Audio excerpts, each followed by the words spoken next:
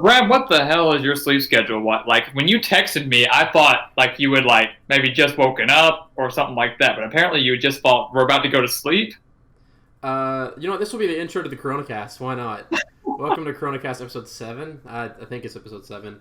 Brad Brewer, Alex Galbraith, Brandon Evans is back with his more luscious beard. I feel like wasn't that what you said you were going to grow in episode 1? Is your beard? Yeah, actually, I was supposed to come back on episode 10. I was gonna not shave or cut my hair until episode 10 or whatever, but well, Not here you are. that happened. I cut my hair quite a bit, but the beard's still here, full caveman.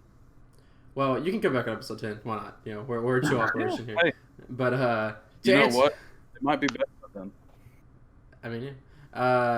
But yeah, Alex, to answer your question, no, yeah, my sleep schedule's just been all over the place because, like, the thing is, it's like, of course, there's really nothing to do in the day because, you know, you're kind of, like, stuck at home. I guess you could find things to do in the day, but, you know, I don't because I literally just sit on my computer. And so, yeah, I mean, because I went to sleep around, like, 1 p.m. Today, and because I went to the park this morning, went for a walk, and then went to Moe's, got lunch, and then just kind of, like, later, like watched YouTube and then went to bed. But it's just kind of been like a constant rotation because initially I had like a really good sleep schedule. Like it was like I'd wake up like at 6-7 a.m. and stuff. But that kind of sucked because like I can't like be on my computer during like that like bright like late mornings and early afternoons because my dad's teaching in here, which that's the last week, so that's not going to matter next week. And without my computer, I'm basically nothing. So that's how it feels. So I've just kind of been, you know, I was like, you know, I might as well just stay up all night. And I try to keep it to a point, because now I'm getting to the point where I'm staying up through where my dad, like, teaches. So the level of optimization is gone. So I need to fix it. But I also, like, I don't like waking up. So, yeah, I've been up for a solid hour and a half since. Oh, wow. Yeah, I woke up like There you go. I woke up finally at, like, 10:30ish. Nice. And yeah, that's what the hat's on because like I took a shower this morning and I haven't taken a shower yet, so yeah, my hair is all crazy and you know I don't know if hairdressers are opening up again, but my hair is crazy. My hair gets. I'm in desperate need of one here. I could say. Yeah. Hey, I'll give y'all a cut. Come on by. Y'all can get this Brandon special. Oh. All right, I'll pass on that one, Brandon. But thanks for the offer. Hey, You know? never know. How much? Worth a shot. How much is it? Free. You come over Okay. here, you spin the Okay. gas, you can get it for free. Okay. Send you right Look, on your marriage. we'll take a little bit off. Might not be pretty, but at least gonna be better than what I've got right now. So, Yeah, hey, I got all the guards, like at least 1 through 6, so I can get you different lengths. Oh, perfect. Well, I usually do a 2, so that'll work out well. Yeah, I got that. All right, so we have our hair. You can be making bank over quarantine, Brandon. If you use some black market You know haircut. what? I could. Maybe I should. I mean, your time's running up. I feel like though. I feel like stuff's starting to open back up. So. Like, Yeah, it is. Well. That's crazy too. I feel like the virus still has like a long course that it needs to run, but things are already, starting to open up, and I'm kind of sketched out by that. I honestly am not, and maybe I say this because we've had Alex cliffhanger to stay around. He's confirmed to have corona before, and so What? yeah, so he'll talk about that. But yeah, I don't know. I'm just like I think I'm just so tired of being holed up that I'm just like everything opening up is like sure. I mean, you're probably gonna get more of the spread, but it's also more of a hope, and I think it's to the point where you need the morale at this point. So, but hey, Right. whatever. To each their own. Like I know there'll be some businesses that still say no, we're not opening up. I know there'll be some people who are like, I'm staying inside for the rest of my life. So be it. Yeah. But I want to go ahead and jump into the main topic for today, which Brandon, you were asking kind of questions about before we got started. Was Alex had some like health issues before, and I'll set the stage for this because we were supposed to film CoronaCast like a couple weeks ago, like on a Friday, and that was the day I interviewed Ryan Vaughn. That was for that episode, but Alex sent me a text at 5 a.m. and naturally I was up because my sleep schedule was awful. And yeah, I was very surprised to receive a response that quickly at 5 a.m. Yeah, but odds are like if it's a time someone should be awake, I'm probably asleep, and if it's a time someone should be asleep, I'm probably awake. So that's the rule of thumb. But yeah. But anyway, so he texts me. He's like, "Hey, I'm not gonna be able to make the CoronaCast tonight. Kinda like went to the ER like at midnight, and then now I'm moving to another hospital to have appendicitis surgery or stuff like that, like stuff like that." So Alex, I want you to completely talk about that night and everything that happened. Yeah, Man, it was a blast, man. Let me tell you, it was eventful. Yeah, so it's like Thursday night. The weird thing about appendicitis is like all day Thursday I was fine. Like I was playing basketball, I went for a run, like I was doing like really good. And then like 6:30 that night, I started feeling like these weird like pains in my stomach, and they were like really light at first. And I didn't think much about it. I was like, whatever. So I ate dinner, was chilling out, and then the night kept going, and those pains kept getting worse and worse, like to the point where like I couldn't walk. Like I was like laying like down on my bed, like on my stomach, and I was just like, they'll stop eventually, and they didn't. So then I stood up, like almost fell over because like I just couldn't walk with these pains. So my mom was like, I guess we should, we go to the ER, we'll go check it out. And so we drove to this surgical hospital down like it's in North Little Rock at the end of Maumelle Boulevard. It's kind of like hidden, tucked away, and there was nobody there. So we didn't go to one of the big hospitals first, like, Baptist or whatever like that. And luckily they got us in. We found a nurse in the parking lot, actually, because all the doors were locked. No one was answering the doors. And so this nurse was getting out of her car and luckily got us in there and doped me up because I was in so much pain. So I was kind of out of it most of the night, but took a big x-ray and then came back and they're like, oh, yeah, you got appendicitis. We're going to have to get that out. So they got that. And at the surgical hospital, once they did that, they're not allowed to do procedures there. Like they can help you, they can give you meds, they can diagnose you, but then after that, they're like, you're on your own. They said I had about probably 24 hours left before my appendix was going to burst. So I was plenty of time for them to bring an ambulance over.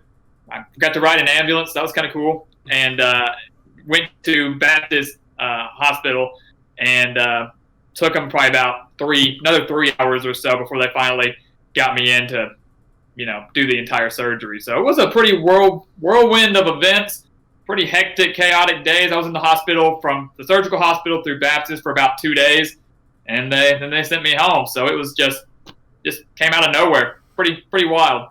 Is that how that usually happens? Yeah, that's what I've heard, is that just kind of comes out of nowhere. I mean, because like I said, I felt it earlier, but the crazy thing is, I really was just trying to brush it off. Like I honestly believe that had I been at school, especially if I had been up in Jonesboro, and that it hit me, I would have just tried to go to sleep and just been like, I'll be fine in the morning. Because I've done that. You get a bad headache, you get a bad pain, you're like, I'll just sleep it off. And I would have done that. And the doctors were saying, if you had done that, it would have burst in the middle of the night, and then you would have been screwed. So it was just kind of lucky that I was here, and lucky, in Jonesboro, wouldn't have known where to go, or I don't know how helpful my quad mates would have been in helping me with that. But yeah, it's pretty crazy. That sounds like a terrible time. But you get to ride in an ambulance. I know that medical bill's looking pretty, isn't it? Yeah,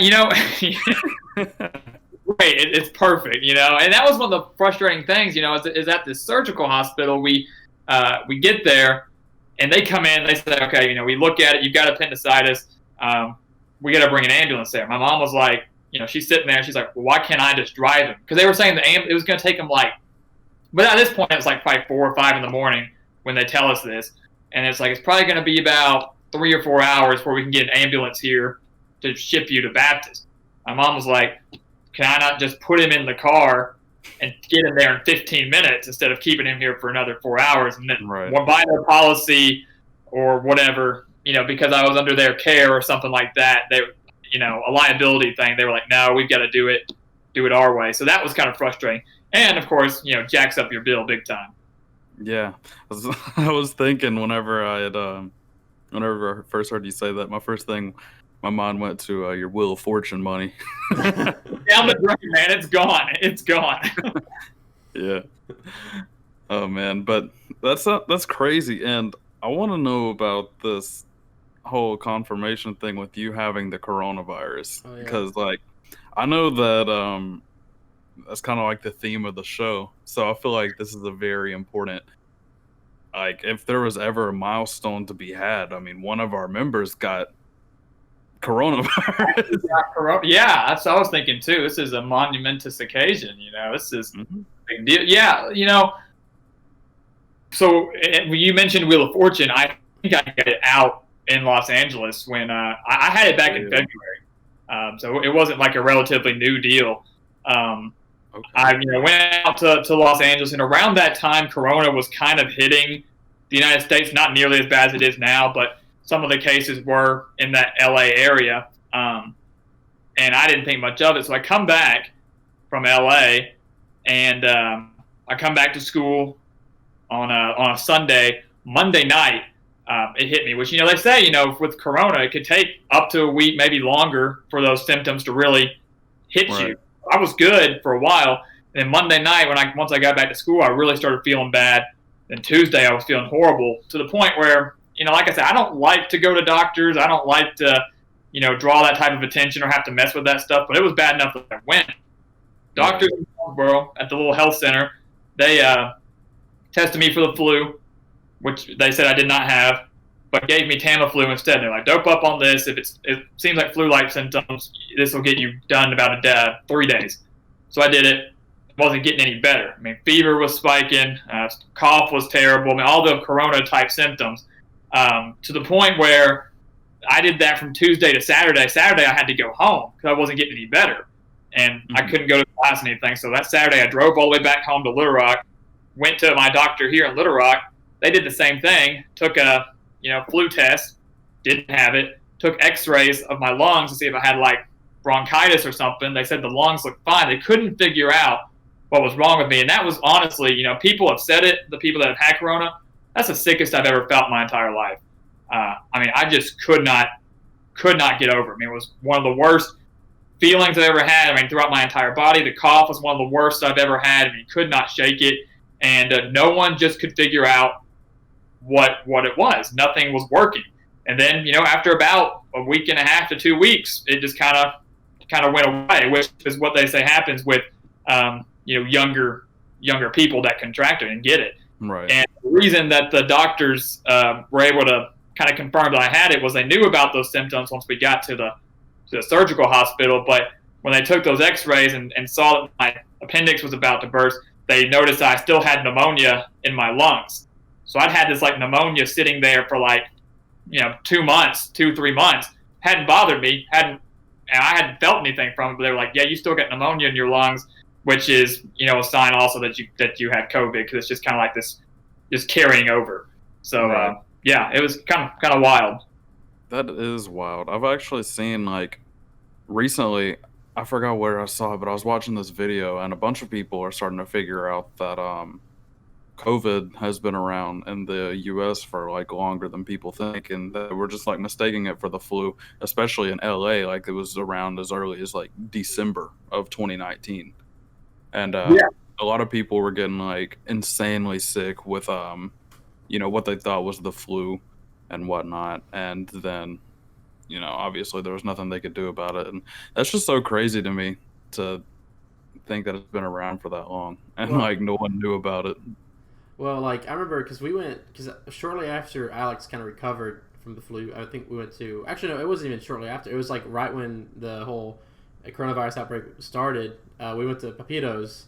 Me and Alex and a couple of friends, and he was joking that he's like, honestly, I might have had coronavirus. Like it was an actual joke. He was like, I could say I survived Corona even though I may not have, because he still thought it was the flu at that point or something.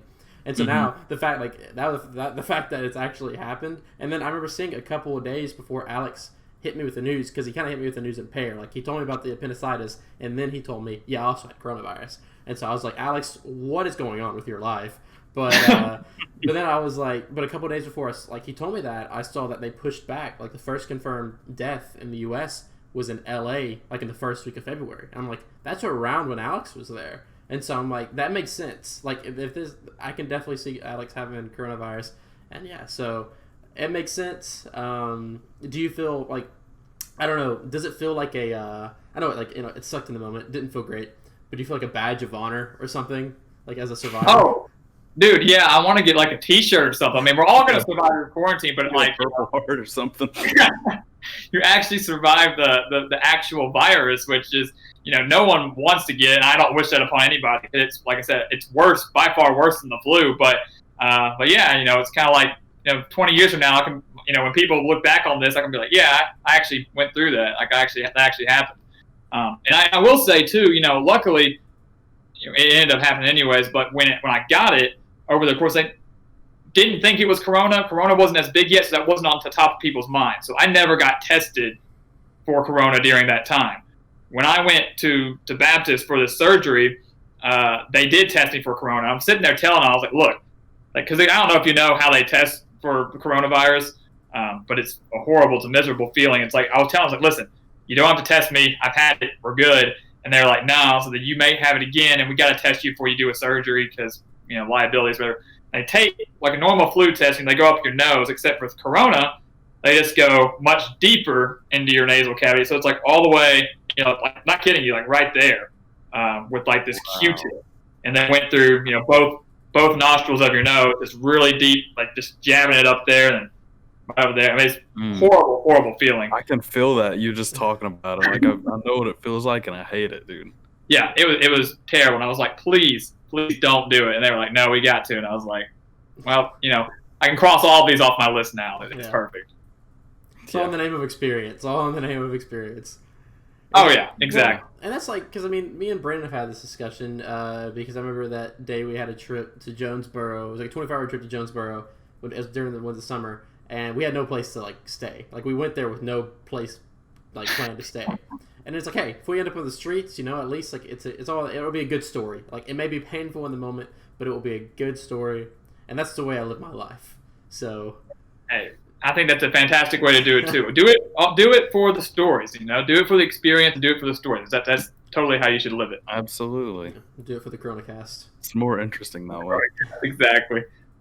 Yeah, I mean, what kind of person are you going to be if you don't have stories to tell? Yeah, that's true. That's deep.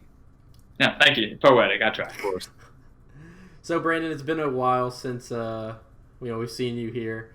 I know that you've had some jobs with your photography and your just kind of expertise in media. I know that a certain church hit you up to kind of help there with their live streaming video productions. So go ahead. I want you to talk about kind of what you've been up to since the last time you were on the cast. Well, there's been a lot of really interesting stuff, to be honest. Like, there's been this whole trend going on, obviously with the whole social distancing thing. I feel like it's become, not only is it like obviously like a lifestyle that people have to abide by now and like, take seriously, but at the same time, it's also becoming like a meme and of some sorts. Like, people are just like, I feel like they're kind of poking fun at it. So one thing that's been really big in the photography world, and especially on Facebook with the how do I say it? Older people, bless you. But one thing that's been going on is they're doing like these social distancing photo shoots. Like, they'll come out onto their porch, and some people can go as far as like wrapping up in a blanket and wearing sweats and all that kind of stuff, just portraying their home life. And then they'll have a photographer across the street with this gigantic lens just taking family portraits and stuff. So, I mean, I've done that.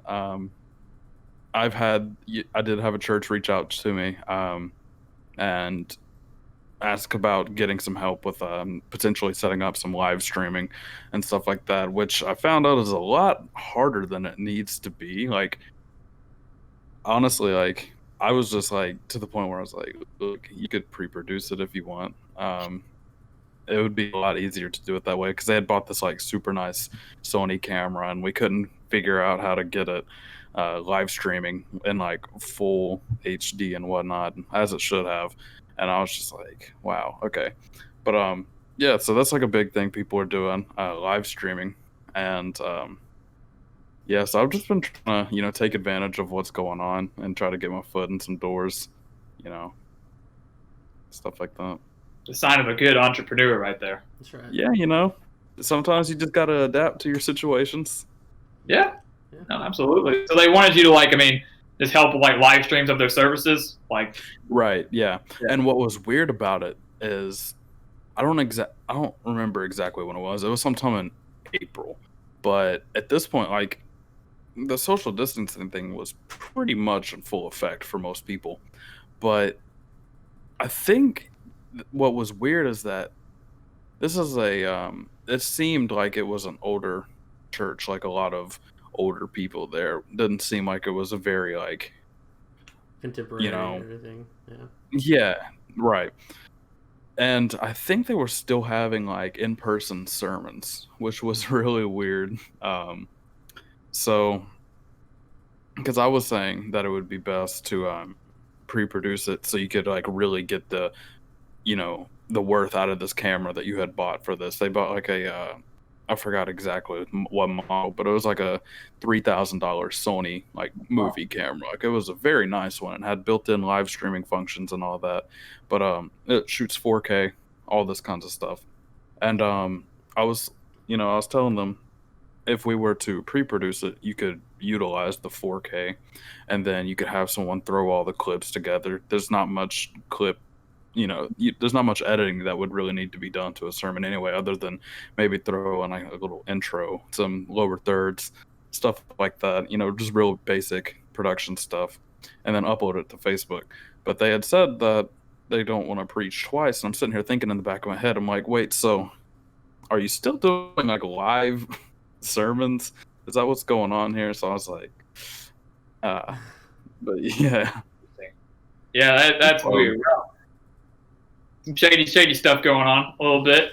But you do what you gotta do. Look, I mean, with this, look, I've gotten out and seen some people and done some stuff with smaller groups, even though with also social distancing. I mean, kind of like Brad was saying earlier, I'm kind of over it. I think a lot of us are, and we're kind of slowly starting to reopen, even though maybe that's not the best idea. But right, can't blame them if that's what they were doing. If they were having some live services, good for them. Stick it to the man. Yeah, and honestly, I'm gonna keep moving forward with this entrepreneurial spirit.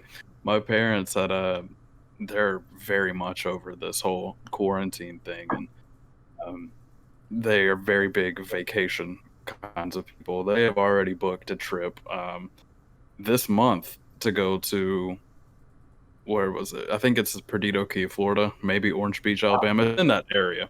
But we're going to the beach, and this thing's still in effect. And I was like, Mom, I don't know if this is a good idea. There's still a lot of cases down there, and as soon as they opened up, in the past 3 days, they've had 3,000 confirmed cases.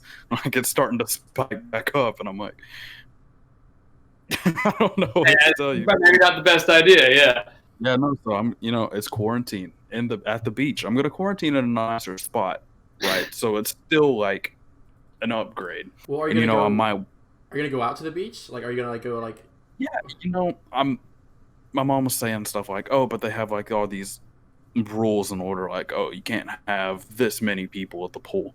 Well, one person's all it takes to catch it. So I'm still playing it safe. So what my plan is, obviously I have a camera and I do photography, so I'm just going to walk down the beach, because this place where we're staying is completely secluded. It's its own private, they call it the beach colony. It's its own little condominium on its own land. So I'm just gonna walk that way, to where it's no one's over there, and I'm just gonna take pictures of palm trees and then upload the pictures to my print shops and sell it to people back home. That's all I know. How about you?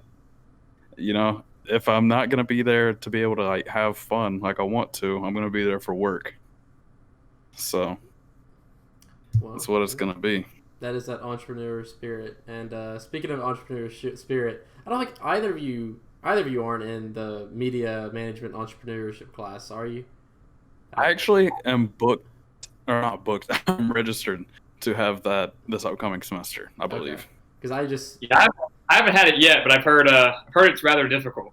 It's a lot of work. I think honestly that's one of the bright spots is of this whole quarantine thing is I took it in the semester where it was kind of the easiest in a way, because nothing really changed because it was already online, and the professor, I won't say their name out of just privacy reasons, but they made it kind of a bit easier, and just gave a lot more slack. Especially with credit, no credit. So it's like, if I end up making a D in the class, I can just do credit, no credit. It doesn't. I get the credit for it. It doesn't hit my GPA. So life is good. Mm-hmm. But the reason I bring it up is because classes. This is basically the last week of classes that we have. Finals are here. I know. I just last night. I finished so much. I did. I did together my audio production 2 podcast. I did an elevator pitch for that entrepreneurship class. It's been. I feel like I've done pretty well at procrastinating during this amount of time because even quarantine doesn't stop procrastination. So because I know Alex has been. Well, Alex, honestly, when you're kind of bedridden and you're just kind of there, you might as well do your schoolwork, right? Yeah, that's what I've been doing. literally, for a few days, all I did was get out of bed. I'd go to my recliner in the living room, just have my laptop there, and I'd sit there all day. And then you can't, you're pretty much bedridden. You can't go do anything physical. So, whatever schoolwork I did have, I actually jumped on it and was able to work ahead. I was behind on a few assignments anyways. But, I'm very grateful that this is the last week, though. Because there's something to be said for, like you said, online classes make things a little bit easier, especially for teachers that kind of open up, their assignments and they give you multiple weeks to do it. You've got 5 more assignments left, but you've got until finals week to get it done. That was great. I hated the teachers that were here's an assignment on a Monday, it's going to be due on a Sunday. You have a week to do it. I didn't like that. But there's something to be said for that, but there's also something to be said for actually getting to go to class. I feel like you definitely gain a little bit more from that. Just broke things up a little bit better because, like you said, I procrastinated way too much. I was definitely in a school environment. I was way more dedicated and driven, motivated. Here, it's just I've got 2 weeks to get this done, and then next thing you know, you've got 2 hours to get it done. Right. Yeah. I'm so glad that this semester's almost over. It's been one of those things where while they're technically online classes, it doesn't feel that way for me. I don't know if that makes sense or if y'all can relate to that. But I just feel like with the way that some of these classes, they're just not structured. They're not intended to be online. So I feel like it makes a lot of it a little more difficult than it needs to be. And especially some of these professors, I can tell that a lot of them have never taught an online class in their life. So obviously we kind of have to deal with that as well. And it's just a whole thing. But hopefully this upcoming semester we'll be back. I wanna go live in the student housing. I've never thought I'd be so excited to be back there. I feel like I could give a pretty good story related to housing. Oh yeah, because you're basically homeless, aren't you? I as of right now. Brad, we've talked so much about what's new with me and what's new with Brandon. We haven't even discussed what's new with you, and that would be housing would be towards the top of that, right? Well, as of right now, nothing's new with this housing situation. That's fair. Well, I thought there was something new, and then what was new was that it wasn't new because I, found a friend. I'm sure Connor Boone, whatever, from school. Robert from school. That's what I was thinking. But anyways, so Connor, me and him, I kind of talked, back before we even moved out this semester, about, the possibility of getting a place off campus. But, when all the Corona stuff hit, I stopped worrying about it. And he did too. And so we kind of stuck, we struck up conversation about it again last week. And so we kind of started looking around for apartments, and we found a couple apartments, Savannah Hills, I think is a really nice one in the area. And so we found nailed down a couple apartments we, would want to go to. And so, I was going to call him, and he called Savannah Hills, and I was planning to call another place. And he told me something about moving in mid-May. And I was like, I probably, because this is the first time I've ever dealt with off-campus living. So I was probably should have thought about that because they're not just, I can't just call them and say, hey, I want to sign a lease here, but only I want to start the lease in July, and then that's when I'll start paying. Just hold on to it for me. That's not how it works. And so, like, he's more urgent because, you know, like, for reasons I like, unbeknownst to me, like, he isn't able to live with his family, and so he's living on campus right now, and so he's just like trying to find a place so he can move from on campus to off campus. But meanwhile, I'm at home, and that's like, if I moved right now, that's like $1,000 that I just don't need to spend, you know. So I was just like, yeah, this isn't a good idea for me, and so that I lost that. And then after that, I texted people like crazy. Like, everyone I knew that lived off campus in the Jonesboro area, like, I sent lots of messages. I have a couple ideas. Speaking of Robert from school, he you know, had been gone the previous semester due to like, kind of like financial stuff, and but he's looking, like, he may come back to school, but he's looking to get a place in Jonesboro because if he just works full time, you know, he wants to live because he doesn't like living at home. So that's a possibility. Also, another guy named, well, his name's Albert, but his name's Rob Nelson, who I worked at ESPN with. He lives at the Meadows, and he's signing a new lease, and that's a possible thing. But also, you know, our Alex's former quad mate, Michael Buck, apparently has offered a spot in quad 3. So, because I'm only there for a semester, and that's kind of the complicated thing, is because, like, if I was there for a full school year, yeah, whatever, sign a year lease, whatever. But if, you know, like, since I'm only there for a semester, like, I'm kind of relying on the fact that I find a job in Jonesboro after I graduate, which in the media world, you know, I mean, I'm sure I could find a job in Jonesboro, but the media world's very, you know, like, you need to move around. Like, that's the kind of thing. Like, you need to be flexible and open-minded to where you want to live. So, yeah, I'm still thinking about it. Michael seems to be the safest play because, you know, I can just say, okay, university, I just want to live for a semester, and then I'm out. You guys have any advice? I'm with you. I think Michael's safe play. He's great. I was his roommate, quote unquote, in quad 3 this past year, and fantastic roommate / sweet mate. And you know, quads are pretty nice. Like, I want to be living over in Red Wolf Den, which is great. I just hate the walk. I hate how far the walk is. Like, our room is like the farthest from like everything on campus, which is great. But yeah, I take that, and you really don't lose any money. I mean, you're still paying for housing, obviously, but better than like straight out of pocket with a lease. For sure. Yeah. Well, I don't really have much advice I can offer you, but I will say that for all the times you've come through for me, especially my sophomore year, whenever I was not at A-State, you know, sometimes I'd come up and visit during the school year.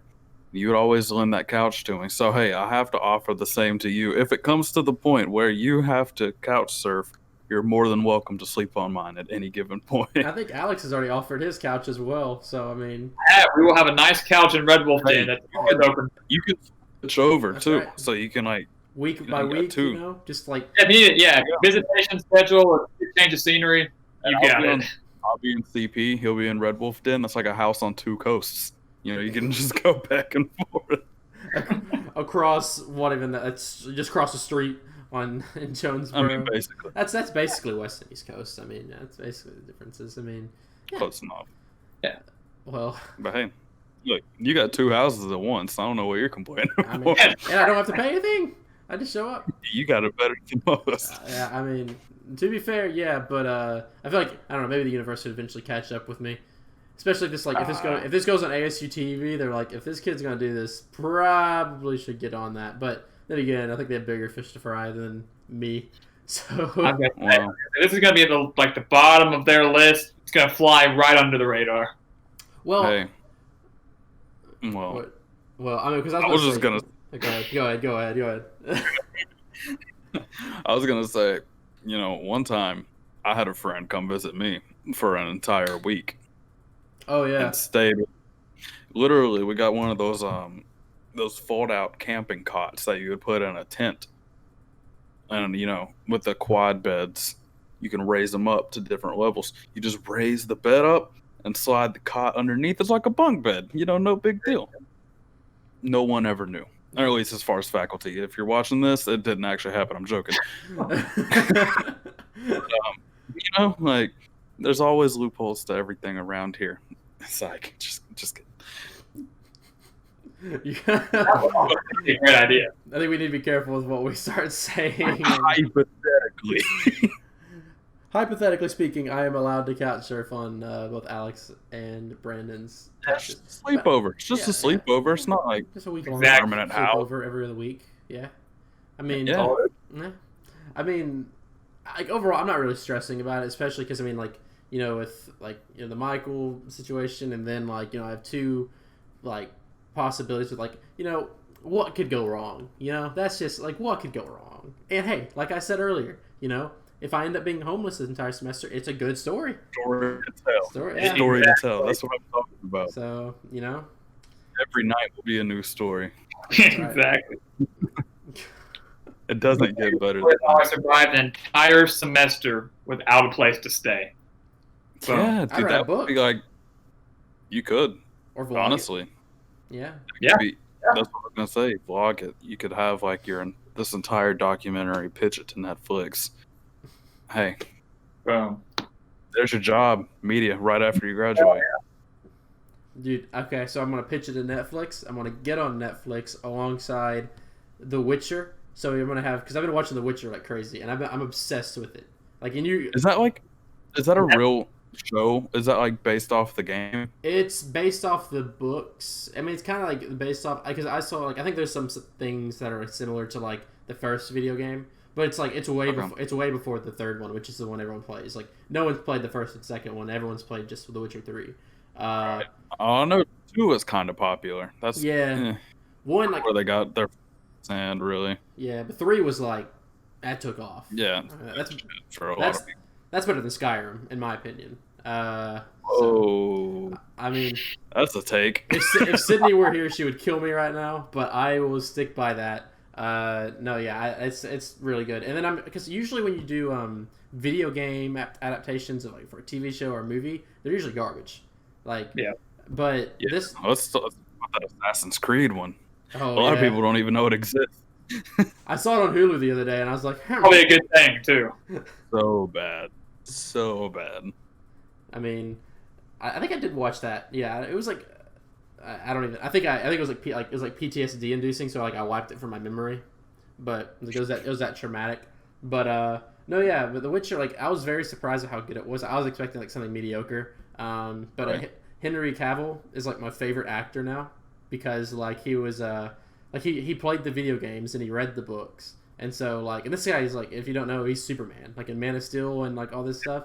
He's that guy, and so he's a big name actor. And he goes to the show and he really wanted to play the character, and so it's really nice because they didn't hire just some person some big name actor to come in who doesn't know anything and just didn't have a soul. And you could definitely feel that he liked it. One thing that was funny was he in an interview he was saying. The guy asked, did you play the games? And he's like, yeah, I did. It's PlayStation or Xbox? And he said, PC. And I was like, I love this man. So he's worth having on the cast. Yeah, if we landed Henry Cavill on the cast, hey, make it happen.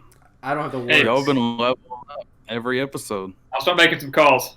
All right. There you go. I mean, you've been up to LA, so I mean, yeah, you probably got connections for the Fortune. Fortune people up on here. That's what I need to do. Yeah, get Pat Sajak on here. There you go. Yeah. Hey, I'll see what I can do. Hey, I got Corona from coming out there. The least you can do is come on the CoronaCast. Exactly. Yeah. Look, I had to fly out there because of you guys. All right, so we need him to fly out on a private jet. We could do a live taping of it. Yes. And we all cough on him and give him Corona in revenge. That might kill him. Yeah, for legal reasons, I was joking. Okay. Hypothetical. Yeah, no. This whole show, hypothetical. The past 20 minutes, everything Brandon has said, it's it's just not real. Just a little bit of a goof. Yeah, all in good jest. But no, yeah. Which is really good. Go watch it alongside my documentary of how I'm going to be couch surfing next semester on Netflix. Netflix is the unofficial sponsor for today's episode, as well as Moe's. Moe's. Moe's Southwest Kitchen or Grill or something like that. It is so slept on. There we go. because it is so much better than Chipotle. It is better than Qdoba. Qdoba is better than Chipotle, but it's still better than Qdoba. I honestly might say it's better than BA Burrito. Like, it is up there with BA Burrito. No. Okay, so here's the thing. At BA Burrito, I only get chicken because whenever I get the ground, I don't like the ground beef. And I've heard from someone who works there, like sometimes it's kind of like inconsistent. But the grilled chicken nachos or whatever, fire. Everything else, like, I'm just scared of. But Moe's, the ground beef burrito, shredded lettuce, pico, queso. That's the way to go. Okay. That was like one of the first things I did, like when I came back home. Like I think that was the first restaurant I went to in quarantine. Was I saw Moe's was still open and went. Then I got a free burrito because it was my birthday. Nice. Wow. I love Moe's. See, I don't know about that's my problem. Like, I have to go to Little Rock for Moe's. Right. Yeah. Like, it's good. Like, I like Moe's. I like Chipotle. I like Qdoba. But I never had BA Burrito. So. Really? I haven't for 2 years. I need to get on that. Yeah. But well, let me tell you something, guys. This is crazy. So, if you know me, you know I'm a very big advocate for Wingstop. I love them. In fact, I'm surprised I don't own one because I feel like that's something I should look at. But, once a week in Jonesboro, I would have Wingstop Wednesday, which oddly enough would never be on a Wednesday. It could never be because it just didn't make sense for the way that I'd set it up. But what would happen, I'd go there, I'd get food, I'd fall in love with it. So whenever I came back home, especially after the tornado, right, I was sending out SOS calls to everyone in Jonesboro. I'm like, is Wingstop okay? Is Wingstop okay? Because, the mall just right across the street's gone. So I was real sad about it, but I was happy to hear that it's not, it was completely untouched. So whenever I was thinking about it, I was like, man, I really wish I had a Wingstop here. But then I remembered there's one in Little Rock, right? So it got to the point where I was like, all right, should I drive to Little Rock like 10 miles to get Wingstop? One day I was just like, yeah, probably. yeah, of course, you have to. Probably. It only makes sense. So I'm going on their website. The website doesn't work for some reason. It won't load. Nothing's working. Not shocked. Not shocked at all either. But that's part of the experience. It's just like everything. If you know, you know. Yeah. Right. If you know, it's part of the charm to it. But I pull out the app on my phone, which is usually foolproof. Always just works like a charm. Didn't work at all. And I'm like, okay, interesting. And I called them because I'm gonna use every system I can to make sure that I can get this Wingstop. So I start calling their phone number, no answer. And so, to a regular person, that would have been enough. Okay, whatever. I'm just gonna pick something else. No, we go to Wingstop in Little Rock. We drive the 10 miles, and there's a line of people outside. The lights are off, and no one's there. And it should be open. All the people outside are saying, what's up with this, Wait, so there's a group of people just outside Wingstop, just waiting and praying it opened? Is that basically. I found my people. You did. I mean, you found your cult. Wow. Yeah. Yeah. You need to become their leader or something. Maybe. This is what I'm saying. I need to open my own Wingstop in Saline County. It'll be 24/7, won't it? Always. Yeah. 25/8. Oh, even better. I like that. I do. If you can get me a 24/7 wings place, that could really do well. There aren't many 24/7 restaurants. Waffle House. They're really, especially around here, because everyone goes to bed at 7 p.m. Yeah. Yes. Unfortunately. Yeah. You give me a 24/7 wing place, I'd be there. People like Brad and the rest of all of us that are awake at this hour. Perfect. I could go get some wings right after this. I mean, I'm not a huge wing fan personally. I would go, especially because I don't know. I'm gonna get a lot of flack for this, but my favorite wings place I've ever been to is Buffalo Wild Wings, and the reason is because it's not because of the wings. I like it as it's not just a wings place. I don't know. I just don't like wings, man. Like even when I had Wingstop, like I mean, of course, like I understand, like you have to get bone in because if they're boneless, they're basically just chicken nuggets, and Right. like and overly fried chicken nuggets because I had those and I swear I was just eating like just fried Right. nothing. Yeah. And that tasted like crusty garlic parm. That's another thing. Like I don't like buffalo sauce either. I'm not an American. Let's be real. I'm not American. I think that's just what it is. There is an argument to be had there, but yeah. I look like beat ups. I don't know. To me, there's a lot that goes into it because I like beat ups wings. They're not bad.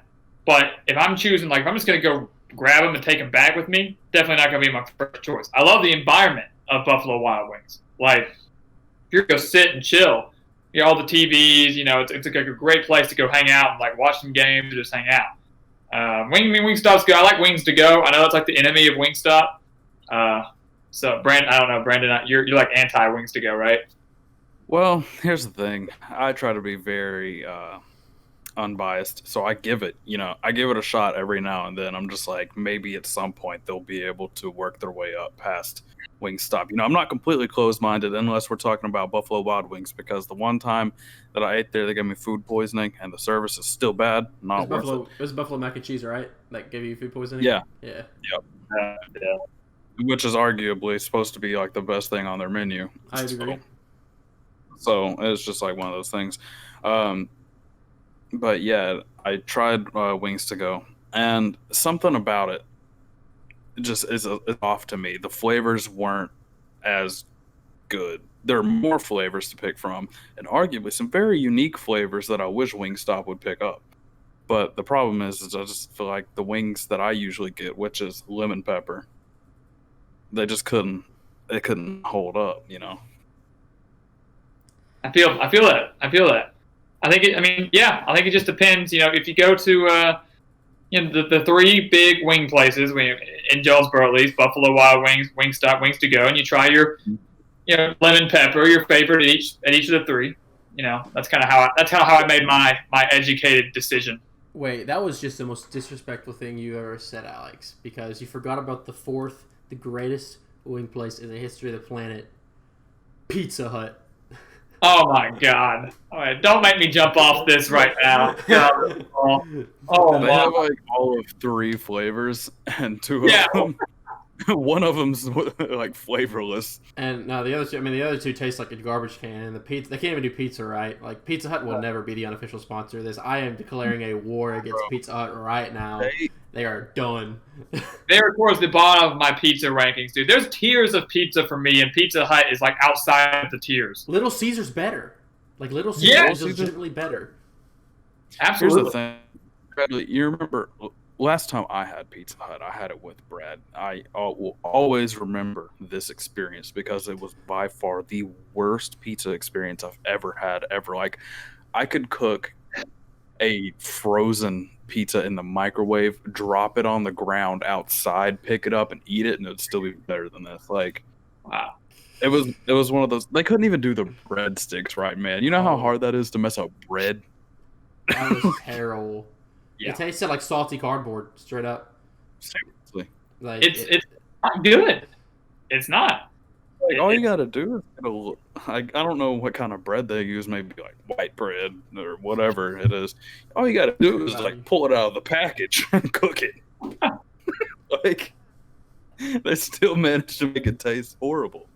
Well, I know the pizza itself was like, because I'm a very big sauce guy. Like I prefer my sauce over my cheese, and like there were parts of the pizza where it was like like the sauce was just so unevenly spread. Like you have parts that's just overloading you with sauce.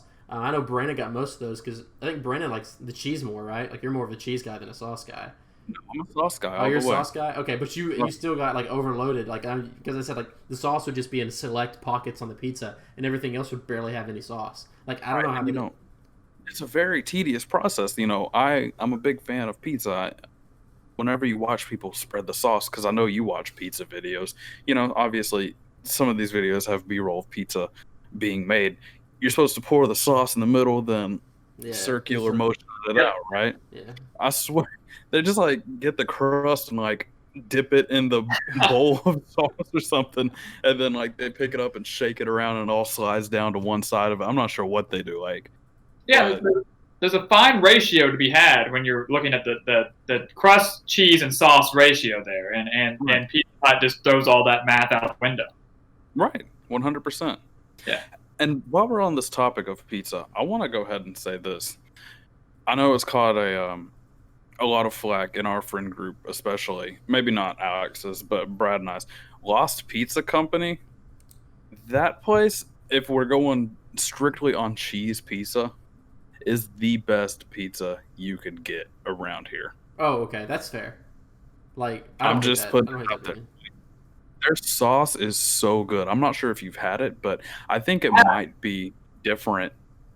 I think they might put a different sauce on their cheese pizza than they do all the others, but it's got like a zest, like a, I don't know, a little bit of a zing to it, you know? It's not It's just flat. super right. Yeah. Pizza's flat. Like it tastes like just like ketchup. I mean, that's like it's just. Right. It's got like a very unique flavor profile. It's almost like Yeah. a tropical kind of like a, I don't know how to explain it Kind other of goes than with a the zing. vibe. It goes with the vibe.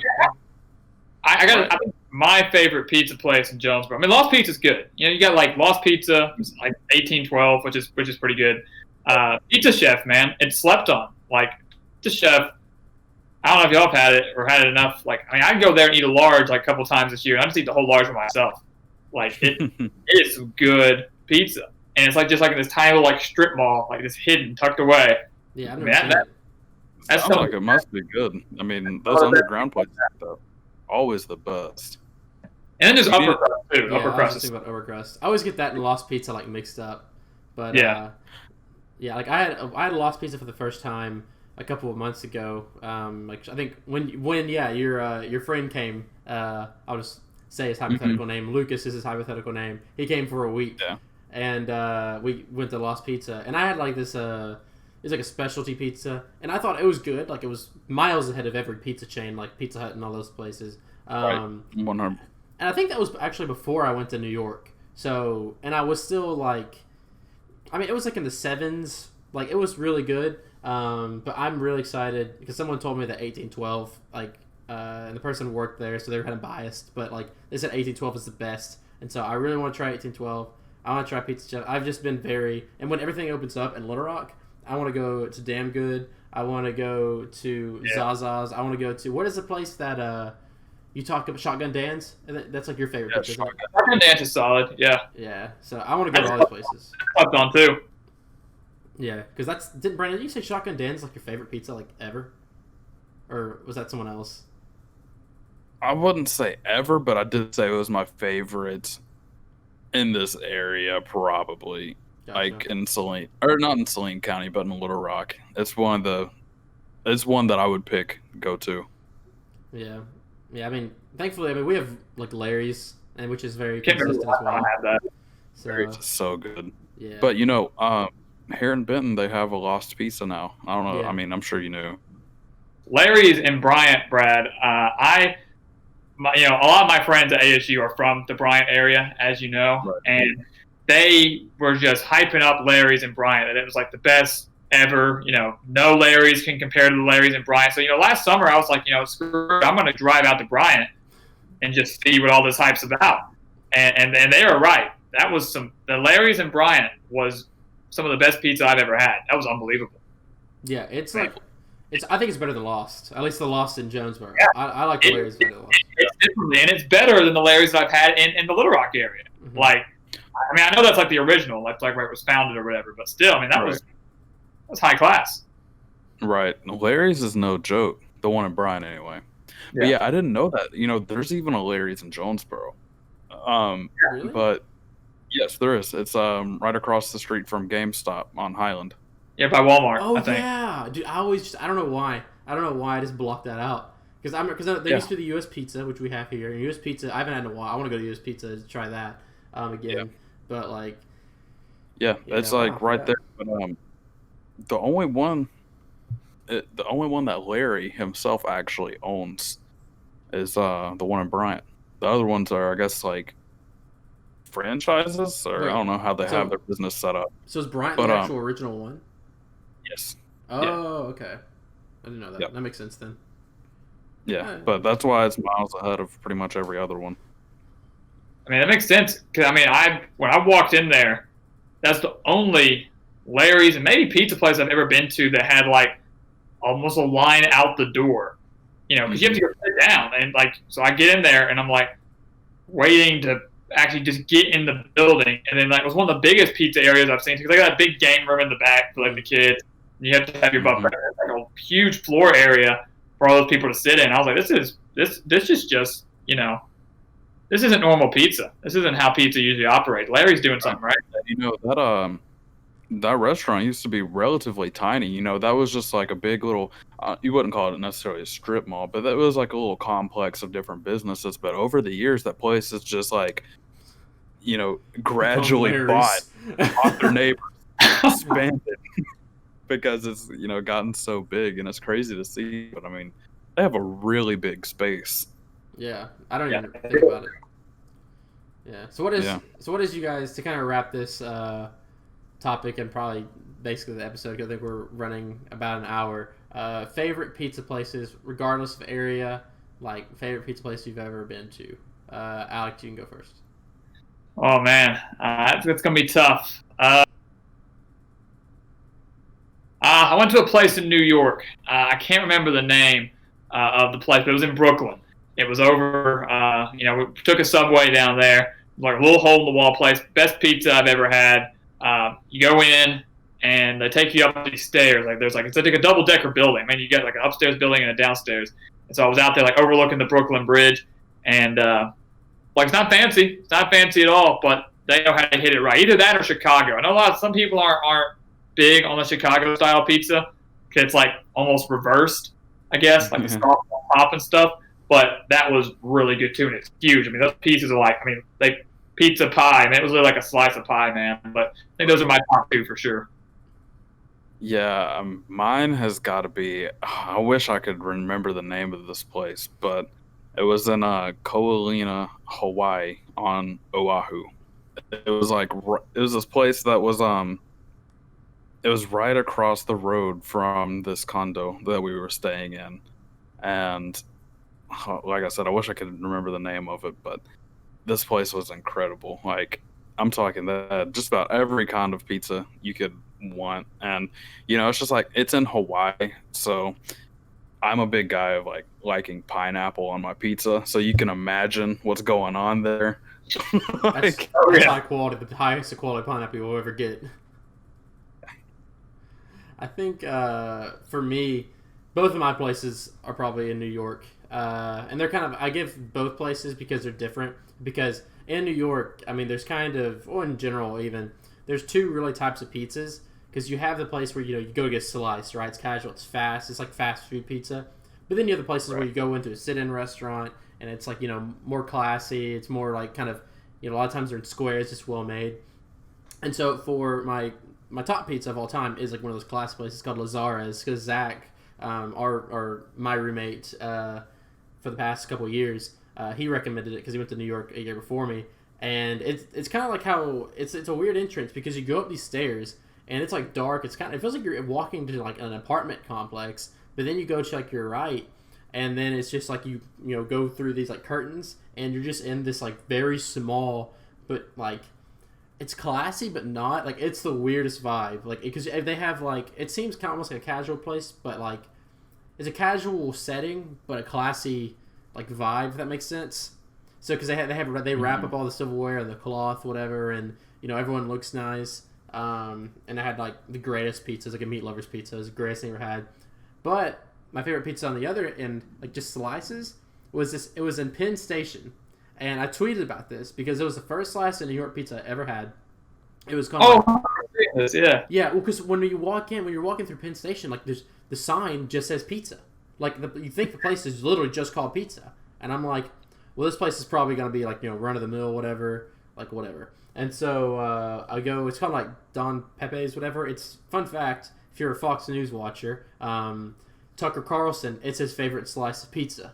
So I'm among some company there, But anyways, so and it was funny because when I ordered the pizza, like I was paying and I paid the guy and I was trying to get the plate off, but the pizza started sliding off the paper plate, and so I had to try to clutch on. And the guy was yelling at me to hurry up. So because Josh was behind me needing to pay, and I was like, and so I just I put my thumb down in the middle of the pizza and went away. But no, yeah, it was I don't know what they do in New York, but that pizza it's untouchable. I want to go to Chicago and see what they have, but because New York as a city, it's a cool experience. I definitely wouldn't want to live there or even really be there for a long time.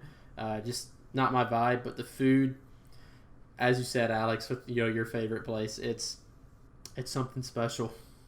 It is. It's just something special about it. Yeah. Well, can't explain it. Closing proposal here. I just want to say, after this whole Corona thing's over, this cast, we need to take a trip up to Chicago. I'm down. And we need to try this pizza. Is that our summer trip? We got a summer trip? It could be something, yeah. Because we can make it happen. I'm down. Yeah, I've never been to Chicago. Really wanted to go. And yeah, I mean, we can. Is St. Louis on the way? Because we could. I mean, you love St. Louis. I don't care. I will say I'm more of a Kansas City fan now. I want to go to Kansas City. With as much as you hyped it up. Better side of Missouri. Yeah, so I feel like there's more. I've been to Kansas City, but I feel like there's more to Kansas City that I haven't seen from Brandon's story. So I need to go check it out again. Yeah, and I have a couple friends who live there, and so yeah, I mean, visit some friends, and yeah, I mean, I don't know. Kansas City is I feel like the hidden jewel of the South because you have Dallas, you have Atlanta, but Kansas City is kind of really slept on. It's weird. Well, they don't claim to be in the South, but Kansas City's Midwest. Is that what they say? The Midwest. Midwest, but I think they're South. If it's you're still in Missouri, Missouri. yeah, if they're in that state is an SEC state in terms of sports talk with Alex. They're in the South. They can't avoid it. They're done. You're in with the rest of us. They might not want to be associated, but they sure as heck are. That's right. You can't escape it. Yep. All right. Well, we've hit our time. Good conversations. I think we kind of went. I mean, because it ended up being a very casual chat, but hey, man, I love talking pizza. Yeah. Let's go on a pizza tour. I'm going to vlog it. It's going to be I don't know. We're going to have Corona vlogs. It's going to be great. We're just going to have pizza vlogs. We could go to every pizza place in Arkansas. One bite, everyone knows the rules. One bite, everyone knows the rules. Next episode brought to you by Larry's Pizza. And Moe's. And Moe's pizza. No, if they start serving pizza, it's fire, 100%. It's gonna be fantastic. They can do no wrong. I believe it. But anyways, thank you for watching episode 7. I think it's 7. If it's not, oh well. Brandon, thanks for joining on short notice. Honestly, I texted him an hour and a half. Yeah, when I woke up, I woke up and I was like, Brandon, you want to be on the CoronaCast? He's like, okay.